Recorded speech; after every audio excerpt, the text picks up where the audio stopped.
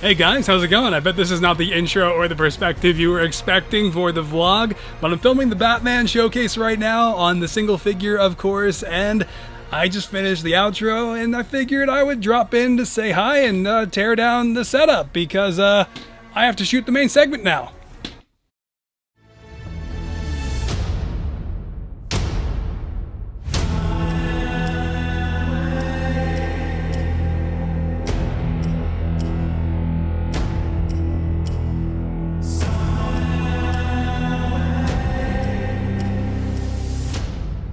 Yeah, about right after I finished filming the Batman showcase, actually, our 5-year-old Pekingese Coco,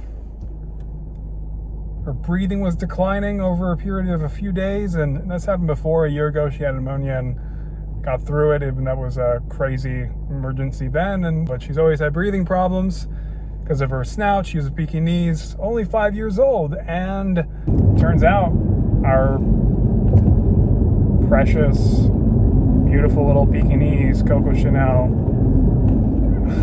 That was just a regular name. She had so many nicknames, so many inside jokes, so much joy and laughter every single day that she brought us. She had to be put down at only 5 years old. Not even, she was 5 years old and she was about to be 6. As a matter of fact, this year, this fall. And it was very sudden for us because we had no idea she had heart disease.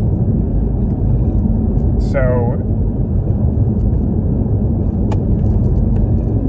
that was it. In what felt like an instant, just a few days, she's okay 1 week and she's gone the next. As always, when losing a beloved pet or a loved one, you get that hole that's just left in their place. It's really tough because we had just lost our Bijan 6 months ago, not even 6 months ago, around Thanksgiving. She was 11 years old though, and we knew that was coming. She had a long life of health issues, and we knew that it was a miracle that she even made it to 10. So this, on the other hand, I couldn't even go through the long list of all of her little quirks and little things that she did and the inside jokes, and I mean, she would make us, smile and laugh every single day. And now it's just a chapter of our lives suddenly closed. And my buddy Toddy is our only one left. And he's a great little guy, but he's never been alone. So he's my man.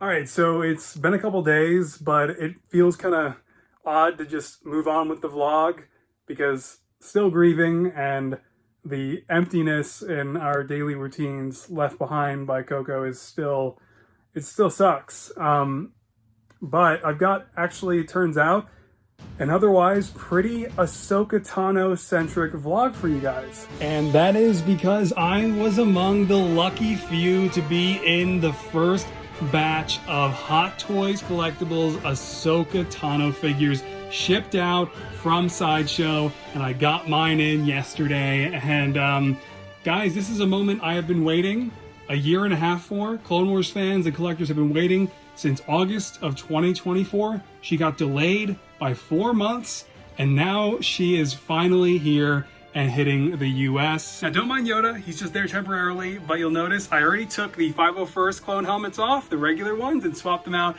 with the 332nd Siege of Mandalore variants. Let me just move this lamp out of the way because here we go. Hot Toys Ahsoka Tano, the highly anticipated, hyper-realistic, fully articulated, Clone Wars adapted version of Ahsoka from the final season and the series finale arc of the Clone Wars. And guys, this is a major dream come true moment for me as a collector, having Anakin Skywalker, Obi-Wan Kenobi, and finally Ahsoka Tano, my 3 favorite characters of all time in any franchise ever, as Hot Toys collectibles. It genuinely does not get better than this for me, and I am just so thrilled that this has finally all come together. Captain Rex is, of course, back there still with the Tamira Morrison likeness, Commander Cody and Grievous here to support, but Ahsoka fully delivers and is perfectly consistent, if not even a little bit better than the prototype shown in 2020. It took them a while to finish these, but here she is, and it's just incredible. It's not directly based off of Rosario Dawson because the prototype was designed before it was officially announced that Rosario was even cast.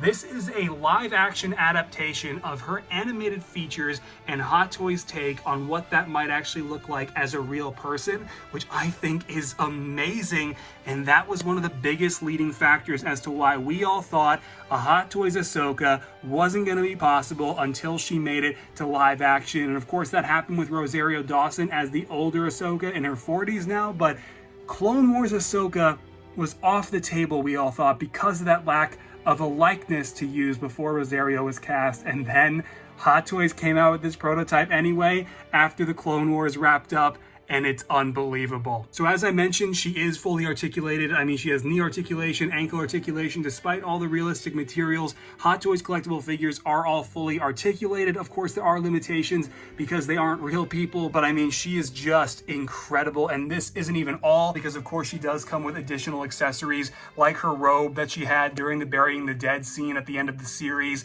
holograms of Anakin, Obi-Wan, and Yoda, along with the hologram piece, a thermal detonator, different motion blur lightsaber blades that you can interchange and swap out. I mean, alternate hands, of course. It's just, this Ahsoka Tano is the full package and my new favorite Hot Toys figure, and to me makes me feel so complete as a Star Wars collector, as a lifelong fan of the prequels and the Clone Wars, the series that really changed the trajectory of my life. So having my favorite characters from the prequels era all portrayed by Hot Toys, the best 1/6 scale collectible company in the world, just means so much. But real quick, let's move back up here, get Yoda out of the way. That's the Attack of the Clones figure, by the way.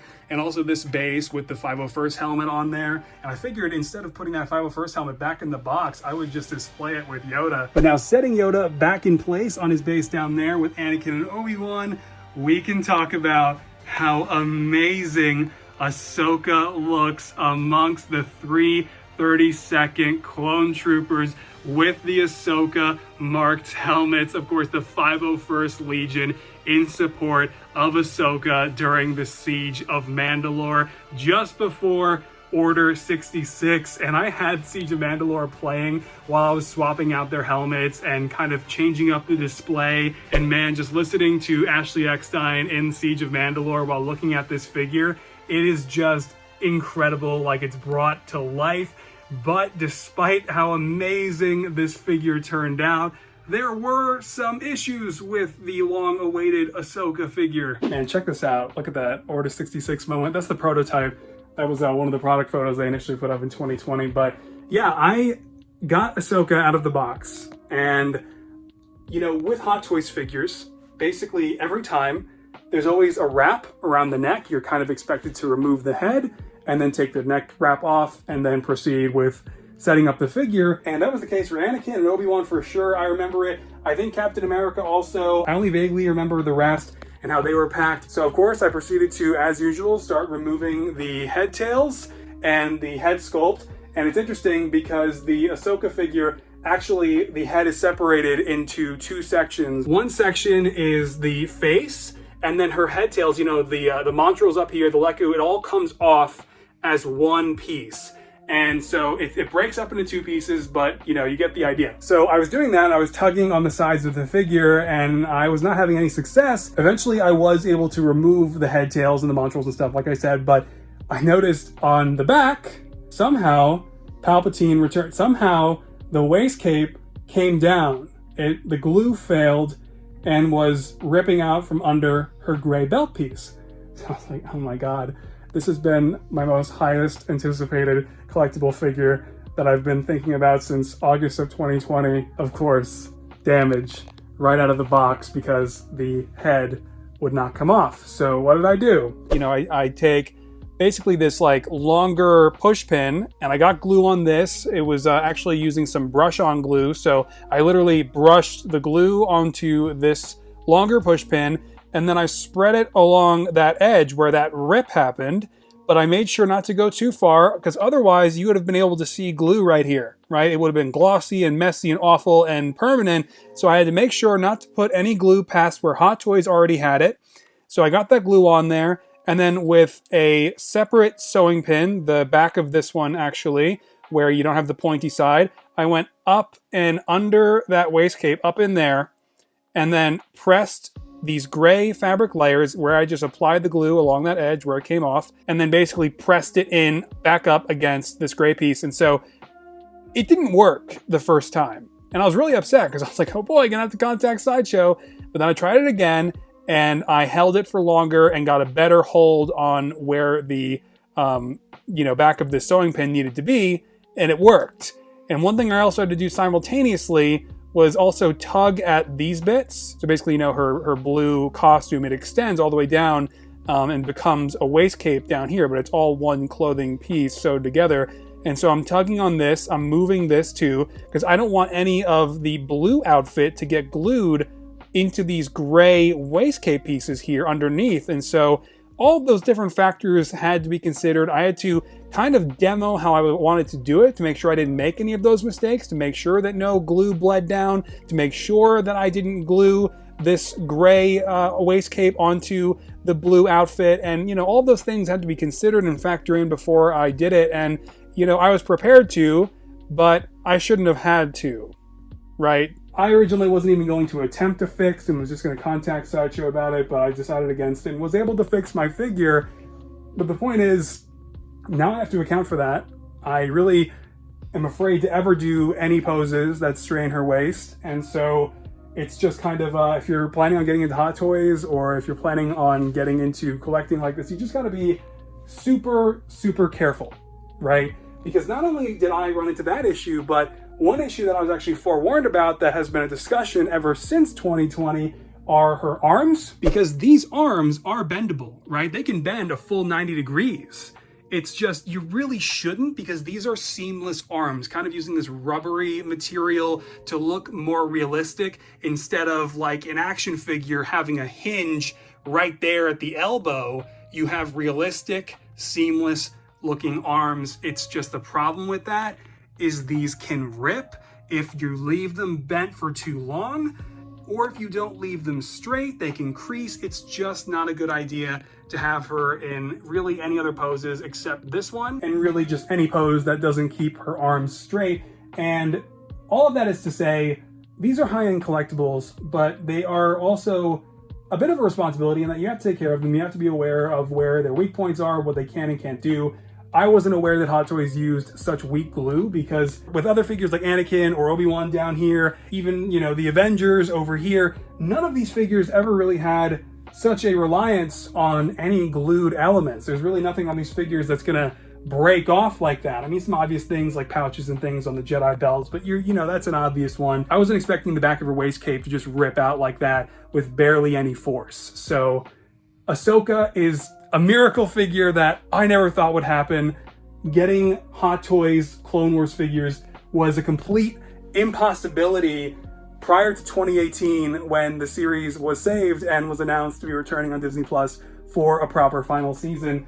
But listen, the 1.5 year wait was worth it. The figure is still incredible. I'm so glad Hot Toys have been able to finish production, but for now, she's all good. Honestly, after waiting 1.5 years for the Hot Toys Ahsoka, it's a little weird to just move on, but I do have some new figures here that I want to show you guys from Baggles Studio, who of course is one of the best designers in the LEGO community, and this past year started actually getting his designs printed. And as you can see, these 3 new Ahsoka variants are fantastic. 3 different variants, from 3 different times in the Clone Wars series. Ahsoka as she generally appeared in the Clone Wars Season 1 and 2. Ahsoka in her space outfit at the start of Season 2. And I think I actually like how Baggles put it in his Instagram story. Ahsoka from Season 4 in her, I guess, Boba's starship outfit, the Zygerian arc